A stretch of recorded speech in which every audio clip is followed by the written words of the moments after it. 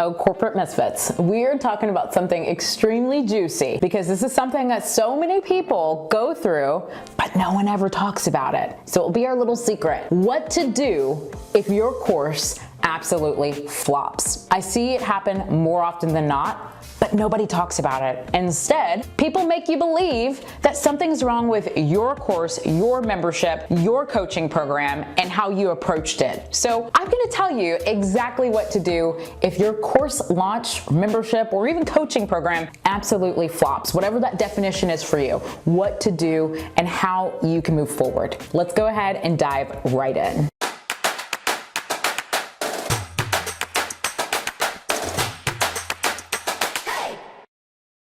Hey there, Corporate Misfits. Brittany Darrington here, and welcome to the Corporate Misfit Club channel. This is a place for female coaches, consultants, and course creators who want to build a freedom-bound business, sharing their expertise, creating automation, and doing more of what they love with their digital products and so much more. So before we dive into today's topic, I want you to check out my 4-part framework where you can learn how to launch your online course, your coaching program, or your membership. I walk you through the pre-launch, the pre-launch, the launch, and also the post-launch, which so many people forget about, so that you know exactly what to do in each phase of your actual launch. You can download that below. And also leave a comment if you enjoyed today's video, and also hit that subscribe button so you can be notified of some of our upcoming videos.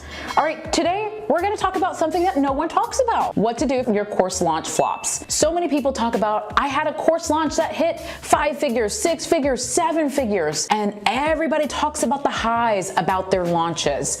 But for the people who were like me, in the beginning especially, I had some flops, and I was just like, what are these people doing that I am not doing? And I found myself frustrated, questioning myself, asking, maybe I am not built out for this course creation world, or membership, or coaching. And I kept thinking, maybe I'm doing something wrong. Well, you're not doing anything wrong. We just have to go back to the drawing board, and we need to look at a few things in order for you to see how you can improve so you can go forward. Because ladies, I don't care if you flopped. I don't care if it was 1 time, 2 times, 3 times, 10 times. I don't really care. What I know is that you decided to share your expertise with the world. You decided to dig within, and you decided that you were going to do something that you don't see a lot of people do. Put yourself out into the world so that you can help and create transformation. So I don't want you to give up that dream. I just want to help you to revamp so you can go back out there and try again.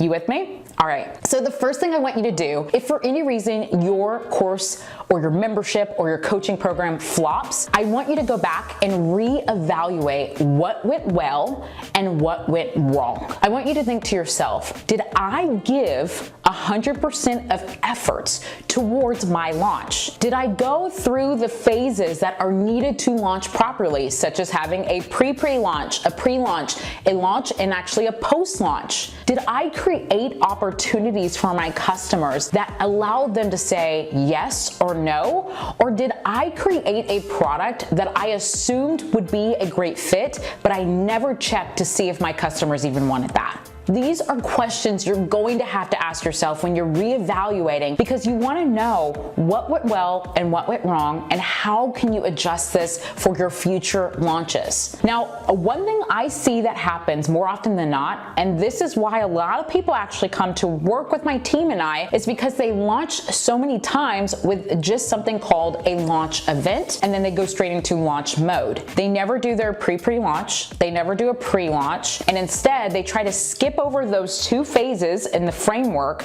and hop straight to a launch event like a webinar, a challenge, or a 4-part video series, or just even emails, and say, guess what, guys? My product is open. Here's a little bit about it. Buy from me. You want to cultivate your audience and ensure that they are learning more about the topic before you ever even invite them to a launch event. One of the ways that I like to do that in my own business is that I like to talk about launches. Why? Well, because we have a cool program called Digital Launch Club that's coming up very soon. So I want you to talk about things that are going to lead up to what it is that you're going to put out into the world. So it's not some brand new surprise and random for people to learn about this particular topic when you decide to put it out into the world. So after you reevaluate, it is time to send your audience a survey, because when you're reevaluating, you can understand what you did or what went wrong from a certain angle. But we also need to know, what did the customers think? Did the customers find that pricing was the issue? Did the customers find that maybe the timing of your program was not right for them, or the product is just not a good fit for what they're looking for at this time, or they didn't understand? You really want to know what is working and what is not working so that your customers can be able to express that to you,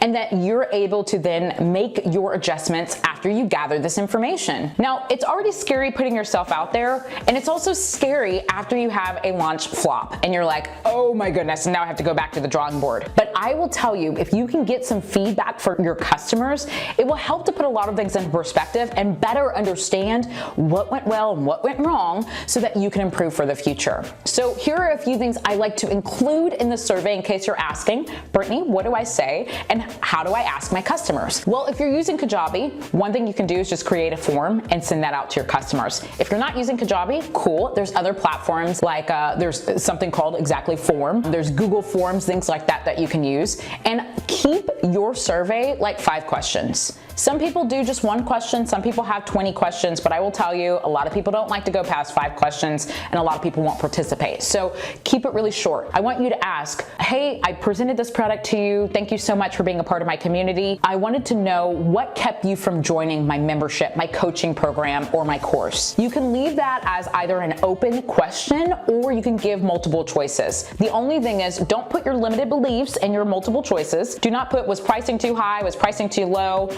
Like, I want you to leave it either open or give more vague things so that it allows to probe for more items below in your survey. I also want you to ask about pricing. If you find that what you're putting out into the world might be more of a premium price, which is perfectly fine, go ahead and ask about that. Maybe you didn't have payment plans. Maybe it was like one upfront payment of $5,000 or something like that. Just go ahead and ask them, what was it that kept them from moving forward? Now, this is really great for you to tailor what you have learned and do something that a lot of people don't do: relaunch immediately. So this is where you gather this feedback. I would take about a week, gather this feedback, review the feedback, and if you find that pricing was the issue, I want you to revamp, and I want you to go back to your audience and say, hey, thank you everyone for providing your feedback about our recent program. I wanted to provide a new opportunity to join because I want to make sure that the people who need this program get a opportunity to join, and they don't have some of the resources blocking them from being able to do that. I want to offer a payment plan, or I want to spread out the payments in 2 payments or 3 payments or whatever that may be. If timing was an issue, thanks everybody for sharing about timing was an issue, or that your feedback about when the actual program was and how it didn't work for your calendar and your schedule. Well, I want you to think about, is there another time that you can offer? And if that is an opportunity, well then I want you to present that to your audience and see if they'll jump right in. So go ahead and just reevaluate what it is that went well and went wrong in your business. Ask your customers what they think, and then lastly, relaunch. Don't be afraid to put yourself back out there. Don't be afraid to come back a week or 2 later saying that since you've heard this feedback that you wanted to create another opportunity. I see more people actually sign up sometimes once you've asked them what was holding them back, what was keeping them from making that decision, and then joining your program. So it allows your community to know that you hear them, you see them, and that you're taking action to help them to be able to get those results. All right, corporate misfits. So don't be afraid of flopping. Just know that you can improve, and you can do that with those 3 things that I shared with you today. Also, don't forget to download the 4-phase framework where I teach you about launching. You can find that below. And also leave a comment and let me know about some of your launches. Did you flop? Did you do well? Did you find yourself at a place where you're having to reevaluate? I want to know, because I've been there too. Hey, corporate misfits, thank you so much for watching today's video. Make sure you hit subscribe and also give this video a thumbs up if you enjoyed it, and I'll see you next time on some of our upcoming videos.